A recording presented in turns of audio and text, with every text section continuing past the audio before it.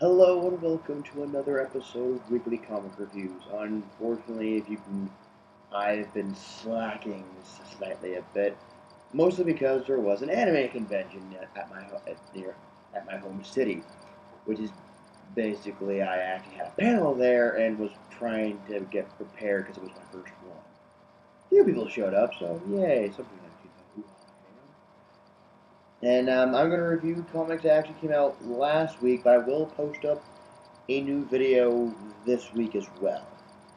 Just giving you a heads up.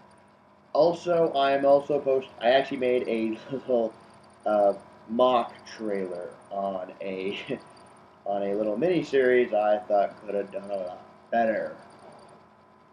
So I'll also set that up very soon as well. So let's start with comics you can easily walk into, and let's start off with that with and Action Comics Annual Issue 2. I know well, it's an annual comic, so they might come out at least once a year, maybe. But basically, for this issue, kind of picks up where the last Superman issue kind of left off, which I totally saw coming. Of basically being another Hell. Well, someone tell me how you pronounce this too stupid name. It's another Hell story. And so far, not bad. Yeah, it's cheesy as Superman can get, but I like it. I like it. Yeah, not everyone who's into Superman will like the story, but hey, if you've read the Hell on Earth, and maybe you didn't like that as such, and maybe you just threw your entire Superman collection out the window, but if you didn't, here is a much better story. But if you read Hell on Earth, it gives you a better idea of who the hell the character is. Oh, and also read the Hell villain special. But you don't exactly have to read the villain special to get what's going on. Basically, the story is Hillel. I still can't pronounce his name. Someone, for the love of God, tell me how to pronounce it. Uh, it's basically Anyway, sorry. Hillel is basically with his crazy time traveling shenanigans, has basically done everything he can to make sure Krypton survive, even though it's pretty much it. Like even through the dawn of time, so from time gods that pretty much Krypton is doomed to begin with. So basically, he does everything he can to his power, even time traveling back to stop himself from making mistakes on Krypton when he first did. Anyway, because of the time traveling shenanigans, apparently it's causing some sort of time typhoon, which is basically destroying the universe as we speak. All in all, this seems like a good time traveling story when you actually think about it. Seems much better than Age of Ultron, I can tell you that much right now. But I actually like this. It starts with you get Superman, Supergirl, and Superboy all get the explanation of what the heck is going on, and and basically the Oracle, no, not Batgirl, sadly, this giant light blue statue in space. And apparently, we find out his full name is the Oracle of Time. Which, if someone told me that sooner, he would have been more awesome. But I guess that they would have wanted to spoil the next story. But I'm still liking it for one because of time travel. You get to see General Zod's girlfriend. I apologize for all you fans out there. I get her name wrong. Lana? No, that's not it. Anyway, basically the girl who's always with Zod. Basically, she's not exactly a villain because of time traveling shenanigans. She's actually like a good guy here, and I actually like how you see a different version trying to help out. You get to to see all the different what time travel has done, which is basically it saved Krypton, but its spirit is gone forever. So basically, they have to go back to certain points in time to stop to stop certain events from happening, or to let certain events happen in this case. And I'm actually prepared to collect the other issues in need to see how the story goes, because I'm really intrigued. Like, one, you get to see the Kryptonian Clone Wars. No, not Star Wars. I mean, like, they literally fight, like, Kryptonians fight these clones, like these actual clones. And Superman fans basically, like, due to cloning for medical parts, or just the clone syndrome have gone insane. Take your pick. And I'm actually intrigued of seeing that. For Superboy, you get to see like him and meeting Supergirl, who doesn't have powers or hates Superboy's guts, because well, he's also a clone of Superboy. Anyway, you get the idea. Okay, New 52. He's a clone of Superman's son from a supposed future. Yeah, 8 time travel. Anyway, and Superman finally gets to meet his parents. For Superman fans who probably have seen this once or twice, for me, you will probably get bored. For me, however, I actually like the idea because you rarely see Superman meeting his parents. Like, yeah, you see him talk to his dad through like, I'm a digital copy of your father. We even gets to meet his mom, which I'm thinking hot damn, yet hasn't exactly been done before. So I'm actually hoping to see what the other issues foretell for Superman, Superboy, and Supergirl. So yeah, pick this up if you haven't, or you can probably wait till the graphic novel. It's just either one. Sounds like it's gonna be one heck of a ride. All right, next up, and I'm guessing that we really need another. Um, Like, you ever know, if, like, for stories, there's always, like, the prequel chapter kind of thing? Do we need another prequel chapter for the story arc? Because, like, we already been through one, let's go through another just for the heck of it. Basically, okay, the comic I'm talking about is Cataclysm. As you probably have seen from Age of Ultron, is basically the end of the Ultimate Marvel Universe. I really hope it's not the end. I really like the Ultimate Marvel series. I wish it continued forever, but yeah, that's never going to happen. I think.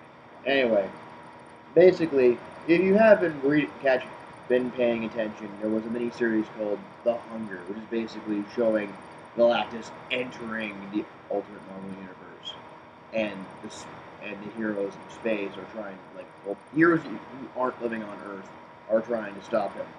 So far, it was a really good story, but eventually it ended up going like, okay, Galactus somehow merges his alternate version of himself, which is also now his Herald, when you can think about that. So basically, he seems more metallic. So it seems, this screams, holy shit, he's more powerful than ever. It seems physically impossible, but hot damn, that he, like, that, the Galactus just looked epically awesome to me. Like, by the end of it, basically, if you did miss it, basically, long story short, they end up going back to square one. It's like, yes, the universe is saved for now. You only just postpone the inevitable. Where basically Galactus will go to the highest point of energy. That is the universe. Earth is the one with the most energy. And it seems kind of sad for the universe now I think about it. Anyway, basically, we're going back to square one, and Galactus looks like himself again. But without the ultimate version of him called Galactus, which is like 3 names. Weird. Anyway, this one, which is apparently like Cataclysm 0.1. Yes, because we want a 0.1 issue. That's to show how threatening Galactus is. Like, we don't know that already if you're a fan of comics. Basically, the story is basically Galactus is on his way to Earth. And someone does actually try to stop him. And also at the same time warn the heroes that Galactus is coming. Because they have like, he's over here, so for doors. Shit, how do we stop this bad god? Yeah. No, it's basically the hero who tries to stop him is the Vision. And before you start thinking the Vision, like before you start thinking the main Marvel Vision look, hold your horses for a second. If you haven't been reading Ultimate Marvel, this version of Vision at first looked like, well, a red and black looking android at first, but when he repaired himself, he became a golden metallic female version of himself. Which I actually am okay with. The Vision comics are not that bad. But anyway, that's not the point of here. This story, like for here, we see the Vision trying to stop Galactus, or at least force him back into it to leave the universe, this universe. She fails. Yeah, she pretty much fails badly here. Yeah, she does not succeed. But really, if you're having a we already have, if you've been checking the internet, we already have like multiple the event comic and miniseries circling around Galactus being on Earth. So you probably figure she wasn't gonna make it, or at least fail. Although I think the saddest touch is basically like while she's giving the speech at Galactus is coming, is that she gives like the final speech to her loved one Sam Wilson, who is the best Avenger that I could think. Well, he's actually he's one of my personal favorites, but yeah. There's just oh man, that was heart wrenching right there. Like she finally admits she loves him, and man, it's just sad. Also, the most annoying thing is that that she says the only one who could probably stop Galactus, giving the Earth a chance, and the keyword is a chance. This is like a Mega Man game where it's set on difficulty. You could never win. That But the only one who could stop Galactus is Reed Richards. And if you've also been paying attention to Ultimate Marvel, he turned evil, blew up most of Washington, well, blew up most of the like uh, blew up most of the leading leaders of the United States of America. So he actually went through several interesting stuff after that, and he took over the world and tried to make it better, thanks to time thanks to time traveling brain and the idea of infinity gauntlets, which proved nothing when Galactus showed up. Yeah. Anyway, this is actually actually a good prequel if you haven't even read Hunger at all, which I think is like that being seriously going to skip a lot up to this point. But yeah, if you want to know how Cataclysm is going to happen, this is actually a good start for a must read. I will review issue 1, because it's the first issue, once it's on stores, which is in a few days. Well, to me, in this perspective, the way I'm making this video. Alright, next up, and fans might be happy about this. I've heard bad reviews. It's like 2 stars out of 5. Ouch.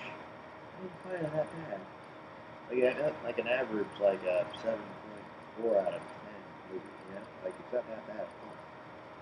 The comic is Damian, Son of Batman, issue 1. Now, you probably haven't heard this. Another Robin has died. No, it's not Jason Todd or Stephanie Brown, the main DC's female Robin, not the first female Robin. Anyway, and when I read the issue because of the reprints, and basically everyone bought the issue because Robin has died, which even though nobody liked the series the comic was in. Sorry. Getting my own emotions getting ahead of me on that one. Anyway, for the sort of for here, it's anyway, I felt the death to be the whole entire thing was something you already knew was gonna happen. Damian was gonna die. But as not the comic reviewing, that's maybe another time, if ever. Damian, Son of Batman is basically a kind of like a Marvel's What If or DC's Elseworld of the comic, where basically Damian survived, if Damian had lived. And I think if you have not been reading anything about Batman, like any Batman comic, we knew what Batman was, but who doesn't know what Batman is? Anyway, it's pretty much what if, this is what Damian Wayne if he lived, and from some of the comics eventually become a very dark Batman. His costume was amazing as the new Batman. I have to say, like he has the bat cowl, and his costume looks like he's wearing a trench coat. It just looks awesome. Anyway, here it's like it was drawn and written because there's very few North American comics that are both written and drawn by the same guy. Maybe except for the only time you ever get to see that would be mangas from Japan. Mangas are Japanese comics, you know. But other than that, it's very hard to find stuff that's made here, done by the same guy. It's very few or very well known, especially from companies like DC. And it's like he was drawn and written by the co-creator of Damian Wayne, Andy. Hold on, I have to double check his name. There we go. Yeah, Andy Kubert. And basically, all you need to know, and I think he didn't bother. I personally am a little disappointed because I don't think he actually bothered reading what Damian Wayne was doing after he stopped working on the character. I think it's one of the things that might annoy fans at most. Because if this was the dark future that was going to happen because of Grant Morrison was showing everybody, then wouldn't stuff already altered and changed because of what Grant Morrison has been writing? I think that was the only thing I was weird for a fan. If you haven't been a fan of Damian Wayne and knew what was going on. Here, though, because I don't think Andy was paying attention to it. You only need to pay attention. Any backstory of Damian Wayne was from the story arc of Batman and Son, which is the only time you see Andy Kubert actually was drawing, and also when Grant Morrison first started writing that epically long and very confusing if you haven't been paying. And he just walked in randomly to a random issue of his own series of Batman, which is basically, wow, it was actually a good story. But no, it's just now a lot of people like Damian Wayne when he first appeared against people thought he was boring. Here, it just, I guess it was keeping a few notes, I guess, because he actually does eventually become a likable character, or, of course, I kind of question. Because here he's found, he's either, 18, and Batman is much older. And I always kind of question if he's Robin, why would Batman let him carry katanas? Like Leonardo, he has one on his back, like Leonardo from Ninja Turtles. Why would you bring that? Anyway. As you see Batman getting killed, which kind of felt like when Damian Wayne was killed, but much, much shorter. And basically it's kind of got started with just Damian eventually becoming his own Batman in a sense. I won't spoil it because it actually is it's not that bad a read. If you have no clue, but you just want to, but you're interested anyway, yeah, it's not a bad issue. If you're a total complete fanboy who might make a web page about this character or anything about Batman mythos, you might be a little disappointed. Actually, you might be just disappointed. I don't know. But I actually enjoy the story, although the ending is a bit confusing because it feels like a bad, like those sidekick comics I found once were basically oh. Yeah, anyway, I'm not gonna spoil that one for you. I'm gonna wait for the next issue after myself to see what the heck is going on. All right, let's move on to the Superior Spider-Man issue 20. Yeah, after the whole time travel fiasco and Horizon Labs, that was the place that Peter used to work, as I say, because Horizon Labs has been been shut down, blown up, and most of his co-workers went out to sea. They didn't die, and they took a boat and actually said, we're going on a new horizon for Horizon Labs. And basically Peter's out of a job. Thanks, Doc Ock. If you have not been paying attention, chances are you might. That Doc Ock is Spider-Man. I feel like a broken record just saying that.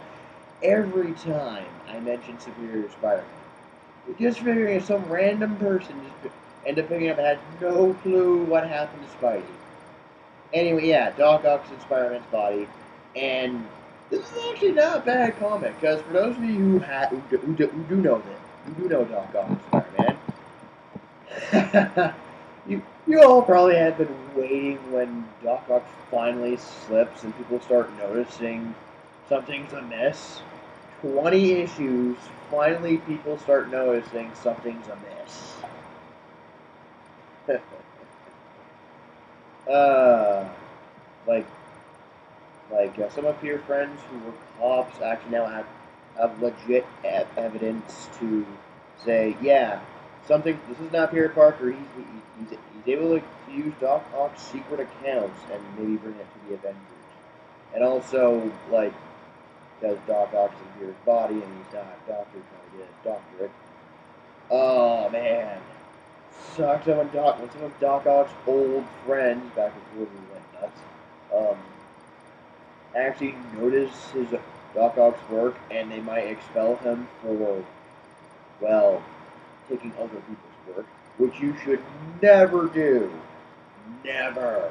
Because no one likes a copycat. Or at least if you are using someone, say, for fan fiction purposes, say, I do not own this. At all. I think that would. But no, like never use it for profit or gain. You're taking somebody else's idea. Well, chances are it's already out there, or somebody knows, and you will, and they will bust you on that faster than you can ever imagine. Anyway, as you may have noticed on the cover, it looked like Spidey and Black Cat are getting pretty cozy.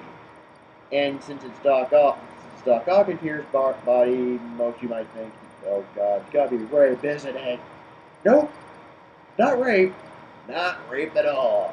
Surprisingly, because this is Doc Ock we're talking about here, who's trying to be good, but doesn't have any approved memories. He literally goes up to the Black Cat, beats the tar out of her. Like, he just made an enemy out of Black Cat. Like, he basically punched her, like, literally punched the tooth out of her. And basically ruined a heist, and basically she's now swearing revenge. And there's a lot of people swearing revenge over what Doc Ock has done, or what has happened to him, as you'll find out that a former ally slash lover, like a former ally slash lover of Doc Ock, wants revenge on what you assume is his peer, like, disability, peer member's. So, this is definitely a pickup. If you want to see Doc Ock actually screw up and actually get caught and start actually falling into the same hole that he's always been as a villain, or starring to up again, it's actually a good key point, because this actually was a fun read. I kid you not. Yeah, if you're not a fan of the whole Doc Ock Spidey thing, you can skip it.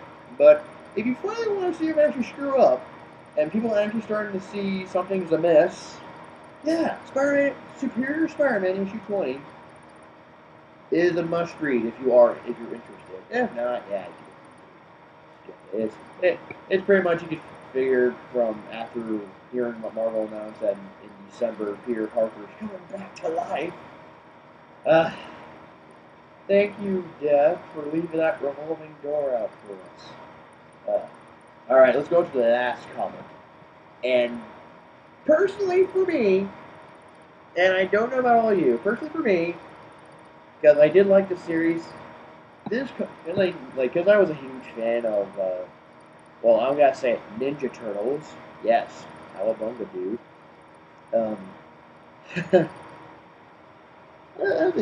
As a fan of Ninja Turtles, there's like stories I like, stories I didn't like. This one is one of the much better stories. I would tell, if you're a fan of Ninja Turtles or certain two characters from the old '80s cartoon, you are going to enjoy this comic. Ninja Turtle fans rejoice, because this is the Ninja Turtle Micro Series issue 7 featuring Bebop and Rocksteady. And just looking at this cover is amazing. Oh, the art looks totally different from the cover. That's a little disappointment. But the interior art it's a little cartoony, but it's just good and colorful that grabs your attention. It's just, man, like this is like a new modernized version, so they're not that stupid. Like they're smart enough going like, we'll cut her off at the pass, kind of thing. And that they're just so destructive that they'll destroy more than just standard. Like because they don't know their own strength, they end up just doing more harm than just by just being themselves. Not even kidding. And also, I like to point out that they're more of Karai's henchmen than Shredder's henchmen. Karai is well, it's basically a relative to Shredder in the any like cartoons and old comics. She was Shredder's daughter. Here, she's his great. You know what? Just say great granddaughter because there's so many greats because Shredder's from the feudal era. Yeah, that's one other story for that. I can assure you. But other than that, oh man, I had such a fun read, even with very little dialogue. Or you just never knew what the heck's going on in the Ninja Turtle verse. This is still a fun read. Like if you're like I'd be surprised if there are still issues of these left. Because if Ninja Turtle fans who haven't if who have probably heard about this and used the internet have already rushed to the nearest comic book store and actually bought a copy already. Again, I'm sorry about the delay. And I will post another video much sooner.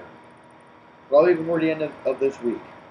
So thank you all for watching, and I will see you in the next video. Bye!